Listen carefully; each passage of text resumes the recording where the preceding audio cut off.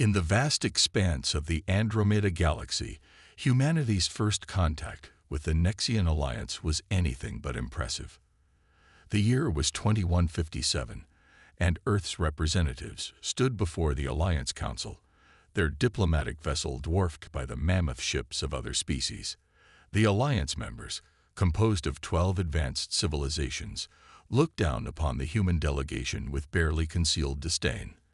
"Another primitive species seeking protection," whispered High Counselor Vexthor of the crystalline luminary race, his multifaceted eyes reflecting the holographic displays of Earth's technological capabilities.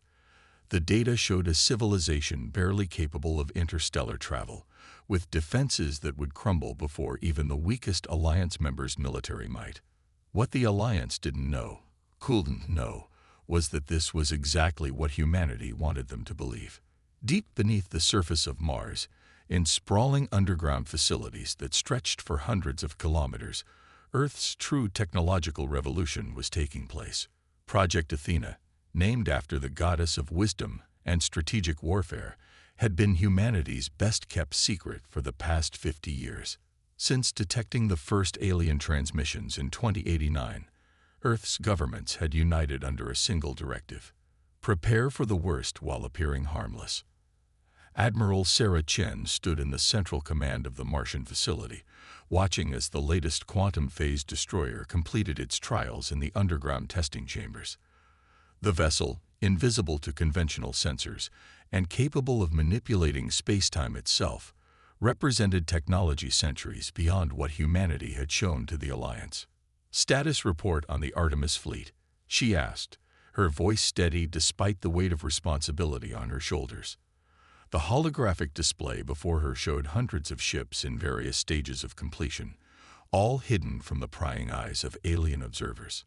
97% complete, Admiral," replied Colonel James Martinez, his dark eyes reflecting the blue glow of the tactical displays. "The quantum core integration is proceeding ahead of schedule. We'll have the full fleet ready within 3 months." The timing couldn't have been better. Intelligence gathered by Earth's deep cover agents within the Alliance had revealed disturbing news. The Zorvian Empire, a highly aggressive civilization from the Outer Rim, was preparing for a massive expansion campaign. Their first target, the seemingly defenseless Earth. The Zorvians, like the rest of the Alliance, had fallen for humanity's carefully crafted deception. Reports described Earth as the perfect first conquest for the Empire's campaign of galactic domination. Human technology appeared primitive, their defenses weak, and their species' apparent cowardice was legendary among Alliance members. In the diplomatic chambers of the Alliance, Earth's representatives continued to play their part.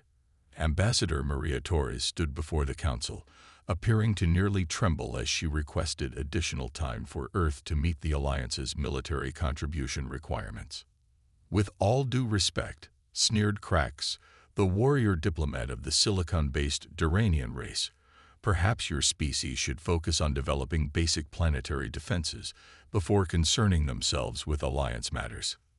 Maria lowered her eyes, appearing chastised, while mentally noting how the Zorvian representative's posture had shifted with predatory interest.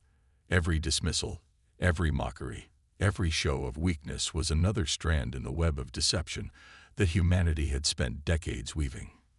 Back on Mars, Admiral Chen received the encoded transmission from the ambassador. The Zorvians had taken the bait. Their invasion fleet would arrive within 6 months, expecting to find an easy conquest. Instead, they would encounter humanity's true face. Not the cowards they'd pretended to be, but warriors who had spent generations preparing for this very moment. "Begin Phase 2, Chen ordered, her voice echoing through the command center. Throughout the solar system, hidden facilities hummed to life. Quantum cores powered up, stealth systems engaged, and weapon systems initialized. The greatest military deception in human history was about to bear fruit. As the first signs of the approaching Zorvian fleet appeared on the edge of the solar system, humanity's hidden strength stirred in the shadows. The time for pretense was almost over. Soon, the galaxy would learn why humans had survived countless extinction-level events on their homeworld. They would understand why Earth's history was written in the blood of empires that had underestimated their prey. The cowards of the galaxy were about to show their teeth. The asteroid belt between Mars and Jupiter had always been humanity's best-kept secret. What appeared to be ordinary space rocks to alien observers were, in reality, carefully constructed hollow structures housing Earth's most advanced production facilities. Within Ceres base, the largest of these hidden fortresses, Dr. Elena Rodriguez watched as automated assembly lines produced quantum-phase torpedoes at an unprecedented rate. Production efficiency has increased by 30%, she reported to the holographic projection of Admiral Chen. The new AI-driven manufacturing processes are exceeding all expectations. The quantum-phase torpedoes represented humanity's greatest technological achievement, weapons capable of phasing through conventional shields and rematerializing inside enemy vessels. It was the kind of technology that would have sent shockwaves through the Alliance had they known of its existence. But for now, it remained hidden, along with countless other advances that humanity had developed in secret. In the Neptune orbital shipyards, disguised as research stations studying the gas giant's atmosphere, the final touches were being added to the Pride of Terra, humanity's first Titan-class battleship. Commander David Okonjo stood on the observation deck, watching as construction drones swarmed around the massive vessel like fireflies in the dark. "Beautiful, isn't she?" A voice came from behind him. It was Captain Maya Patel, the ship's designated commander. 15 kilometers of concentrated human ingenuity, and not a single alien sensor can detect her. The Pride of Terra represented everything humanity had become: outwardly unremarkable, internally revolutionary. Its hull contained microscopic quantum processors that could predict and counter enemy attacks before they were even launched. Its drive system could bend space-time itself, making conventional FTL travel look primitive in comparison. Meanwhile, on Earth, the charade continued. The Zorvian Empire's observers watched with smug satisfaction as human cities conducted laughably simple defense drills. They recorded videos of civilian panic during routine meteor showers, documented the primitive state of Earth's visible military capabilities, and filed reports about humanity's apparent technological stagnation. "The humans have actually regressed in some areas," reported Zorvian intelligence officer Krastvul to his superiors. "Their visible fleet now consists of fewer ships than it did a standard year ago. They appear to be focusing resources on civilian infrastructure instead of military development." What the Zorvians didn't know was that each decommissioned ship had been replaced by 10 advanced vessels hidden throughout the solar system. Every apparent step backward was, in reality, a leap forward in humanity's preparation for the coming conflict. In the depths of Europa's ocean, beneath kilometers of ice, another secret unfolded. The Hydra network, a quantum entanglement communication system, came online. It would allow instant, untraceable communication between all human forces during the upcoming conflict. Dr. Sarah Chin, the Admiral's daughter and lead quantum physicist, monitored the system's final initialization. "Network synchronization complete," she announced to the gathered military leadership. "All hidden fleets are now linked. We can coordinate our entire force without sending a single detectable transmission." The Zorvian Empire spies continued to report back to their masters, each message filled with contempt for humanity's apparent weakness. They mocked Earth's diplomatic representatives, who seemed to grow more timid with each passing day. They laughed at the visible human military exercises, which appeared increasingly disorganized and ineffective. But in the shadows of the solar system, humanity's true strength grew. The Artemis fleet, now comprised of over 1,000 advanced warships, conducted silent drills in the Kuiper Belt. Special forces teams ran combat simulations in hidden facilities on Mercury, their powered armor and neural interfaces making them more than a match for any alien warrior. Admiral Chen received the daily reports with grim satisfaction.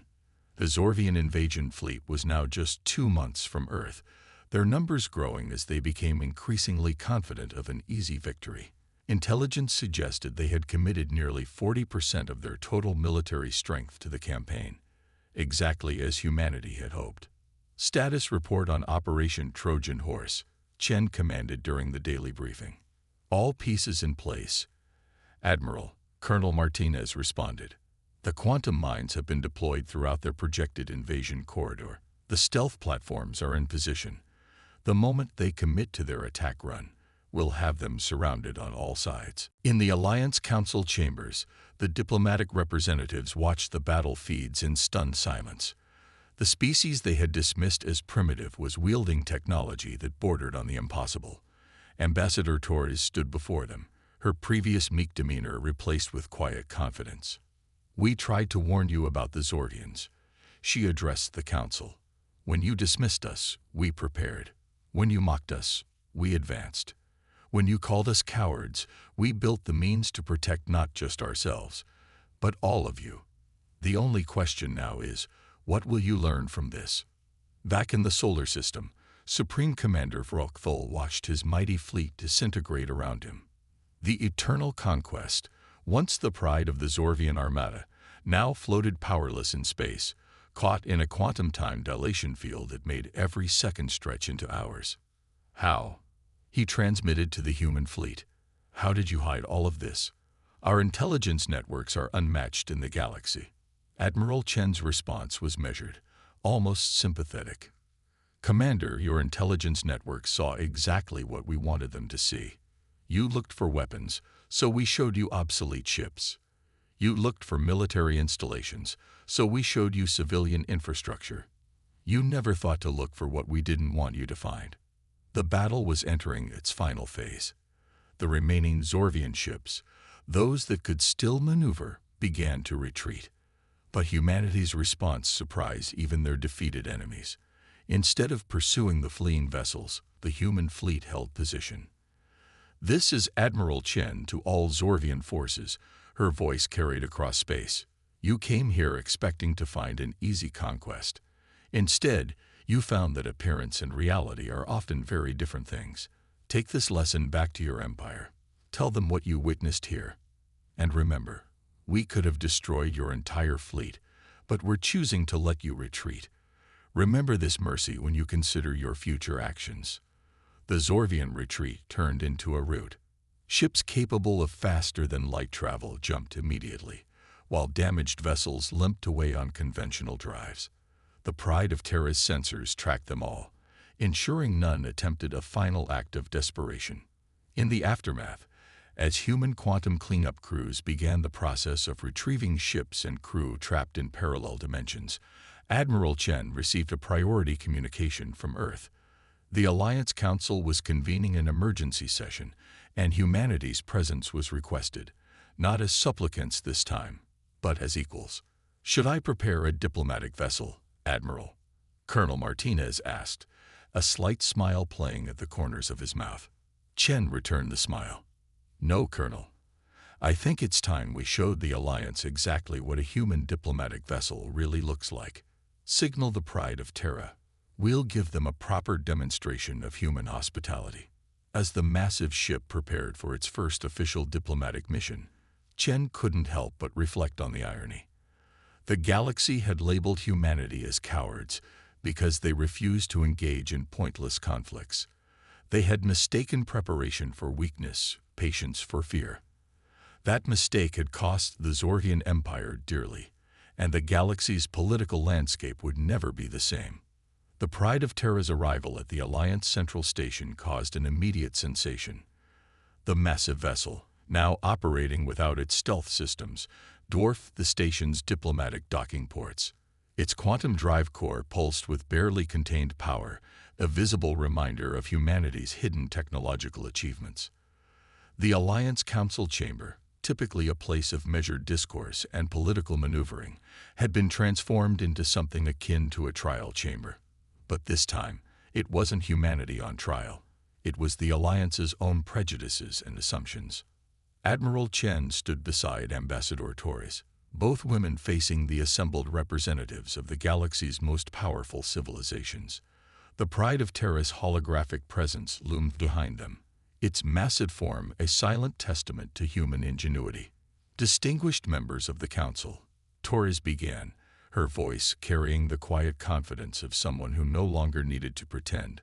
For decades, you've known us as the cowards of the galaxy. Today, we stand before you not to apologize for our deception, but to explain it. The holographic displays activated, showing the full extent of human technological development. Quantum drives that could bend space-time. Weapons that could selectively phase matter between dimensions. Defense systems that could predict and counter attacks before they were launched. The battle that followed would rewrite the galaxy's understanding of warfare. Human quantum phase torpedoes bypassed Zorvian shields completely, appearing inside their ships with devastating effect. The pride of Terra's predictive AI systems anticipated and countered every Zorvian maneuver before it began.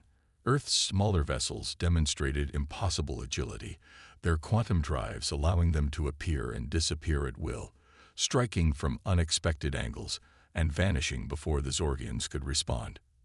In the Alliance Council chambers, emergency sessions were called as reports of the battle began to filter in. The counselors watched in stunned silence as their data feeds showed the true extent of human military capability. The species they had mocked as cowards were systematically dismantling one of the most powerful fleets in known space. "Impossible," High Counselor Vexthor whispered, his crystalline form trembling. "They've masked their true technological level from us for decades. But why?" Ambassador Torres, standing calmly before the council, finally dropped her timid demeanor. "Because, honored counselors, we learned from Earth's history that appearing weak while being strong is the surest path to victory. We knew that someday someone would try to conquer Earth. We simply made sure we chose when and where that battle would take place." Back in the solar system, the Zorvian fleet was in chaos. Their rigid command structure, designed for overwhelming force against weaker opponents, proved catastrophically vulnerable to human tactics. Ships disappeared into quantum space only to reappear inside their formations. Communication channels were flooded with quantum-encrypted false orders. Every attempt to regroup or coordinate was met with precision strikes from multiple directions. "This isn't possible." Vrokthul raged as another battery of quantum torpedoes materialized inside his flagship's hull. "We are the Zorvian Empire. We cannot be defeated by cowards." Admiral Chen's voice cut through his ship's failing communications. "No, Commander Vrokthul. You're being defeated by humans who learned long ago that survival sometimes means letting your enemy underestimate you. Today, that lesson ends." The solar system had become a graveyard of Zorvian warships. Quantum phase wreckage drifted through space, testament to humanity's hidden power. Yet despite their losses, the Zorvian Empire refused to admit defeat. Supreme Commander Vrokthul, his flagship heavily damaged but still operational, prepared for one final desperate gambit. "Redirect all power to the mass drivers," he commanded, his voice hoarse from hours of shouting orders. "Target their planetary installations. If we cannot have this system, we'll make sure there's nothing left worth taking." But humanity had anticipated this too. As the remaining Zorvian ships adjusted their positions for planetary bombardment, a new threat emerged from the seemingly empty space around them. The Hydra Defense Network, thousands of automated platforms hidden throughout the solar system, activated simultaneously. Multiple quantum signatures detected. A Zorvian sensor operator reported, panic evident in their voice. "They're everywhere." From her command center, Dr. Elena Rodriguez activated the Hydra Network's combat protocols. Each platform contained a miniaturized quantum core, capable of generating localized space-time distortions. As they powered up in sequence, they created a complex web of gravitational anomalies throughout the battlefield. The effect was devastating. Zorvian weapons fire curved harmlessly away from human planets and installations, caught in artificial gravity wells. Their ships found themselves trapped in quantum bubbles where time moved at different speeds, making coordinated action impossible. "Fascinating, isn't it?" Dr. Rodriguez's voice transmitted across the battlefield. "We've spent decades studying how to manipulate the fundamental forces of the universe, not for conquest, but for defense. Though I must admit, watching your mighty empire struggle against basic physics is rather satisfying. Admiral Chen seized the moment. All ships, execute Operation Checkmate, she ordered through the Hydra network. The Pride of Terra led the charge, its massive form rippling with quantum energy as it engaged its primary weapon system for the first time. The ship's quantum lance, a weapon that could temporarily split reality itself, carved through space. Where it struck, Zorvian vessels simply ceased to exist in our dimension, shifted microscopically into parallel spacetime. They weren't destroyed.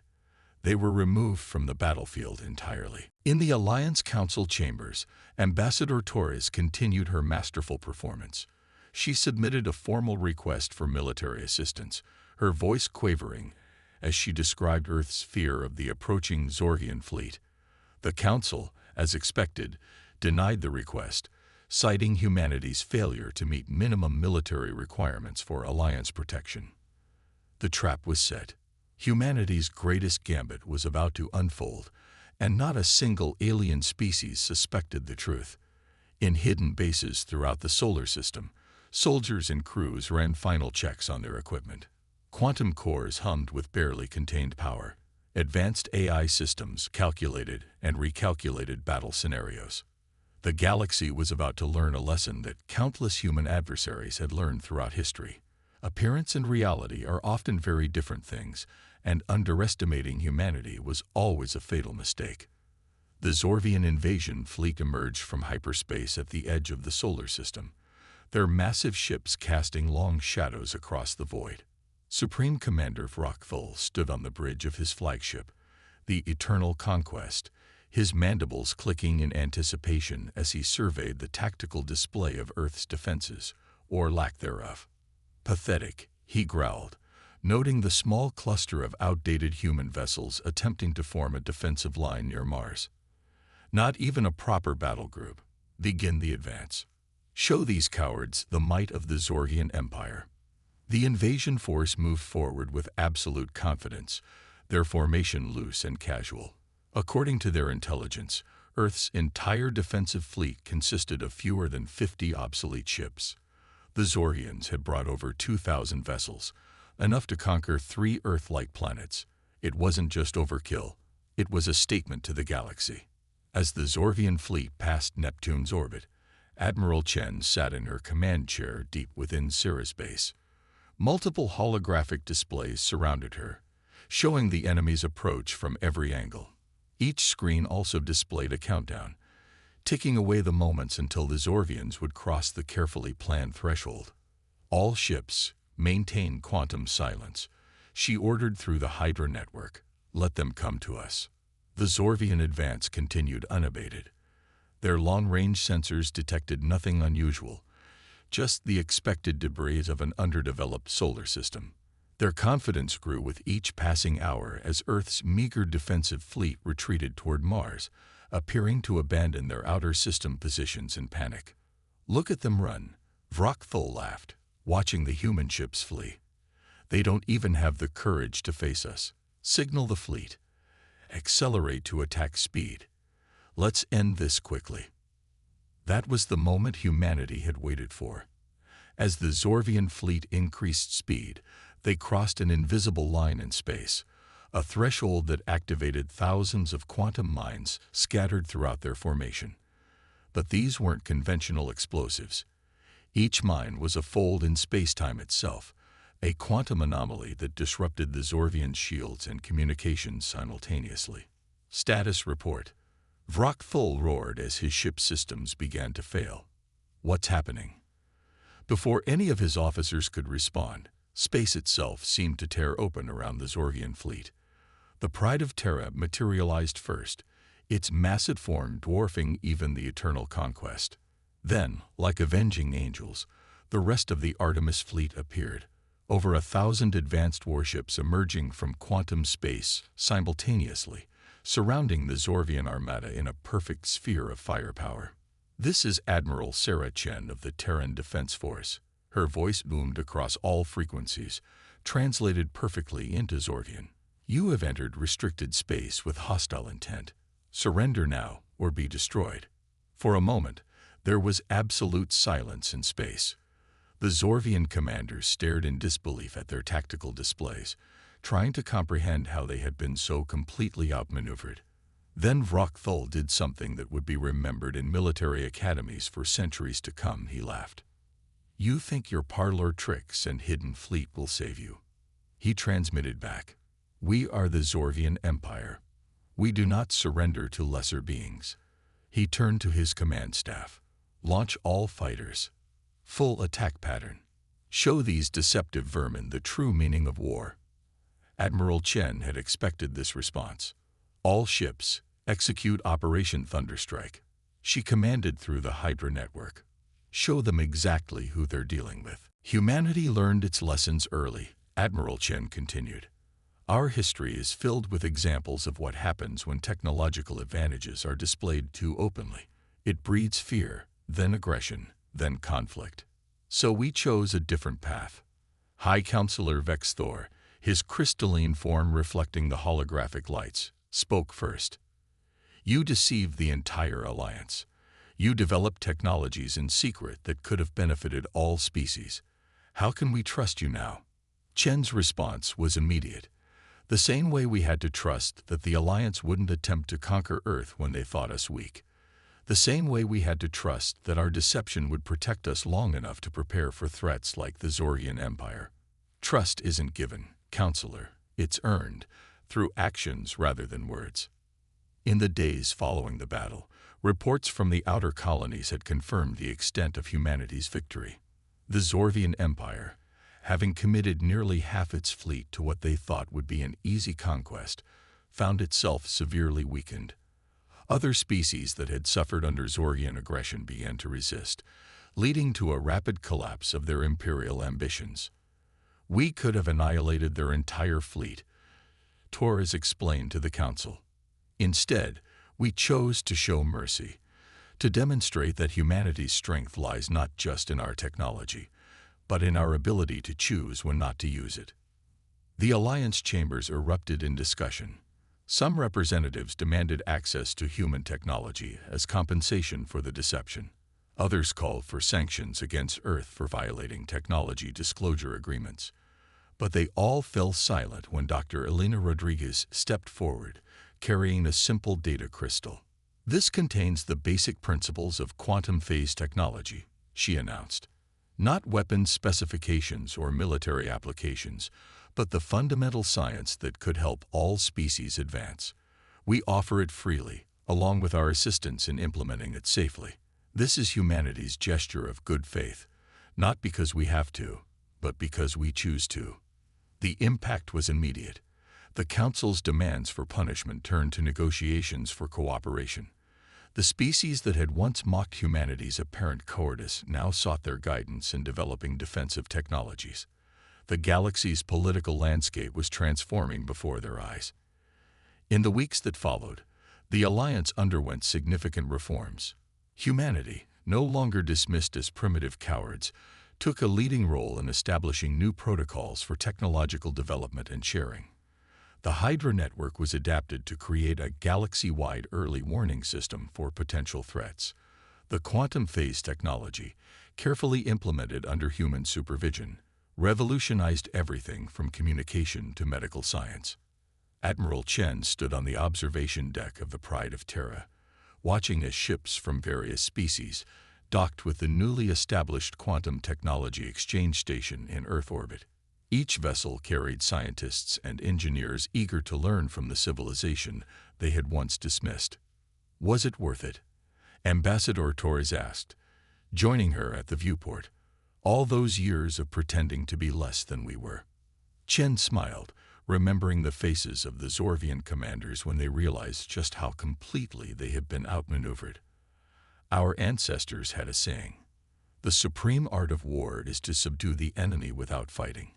We didn't just win a battle, Maria. We changed the way the galaxy thinks about strength and wisdom." As if to emphasize her point, a Zorvian diplomatic vessel appeared from quantum space, approaching Earth with appropriate humility. The once mighty empire, now substantially reduced in power and influence, had requested membership in the new Galactic Defense Initiative, a cooperative security program led by humanity. They called us cowards, Torres mused, watching the Zorvian ships approach. They never understood that sometimes the greatest courage is in choosing not to fight when you can, so you're ready to fight when you must. The pride of Terra's quantum core pulsed once, a gentle reminder of the power humanity had wielded with responsibility and restraint. In the end, they had proved themselves not through conquest or domination, but through strategic patience and measured response. The galaxy had learned a valuable lesson. True strength lies not in the weapons one possesses, but in the wisdom to know when and how to use them. As Earth's sun set on a new era of galactic cooperation, humanity's reputation underwent its final transformation. They were no longer seen as cowards, but as guardians, protectors who had developed their strength not for conquest, but for defense. The species that had hidden their power for so long now stood openly as teachers and allies, ready to help forge a more secure and prosperous galaxy for all.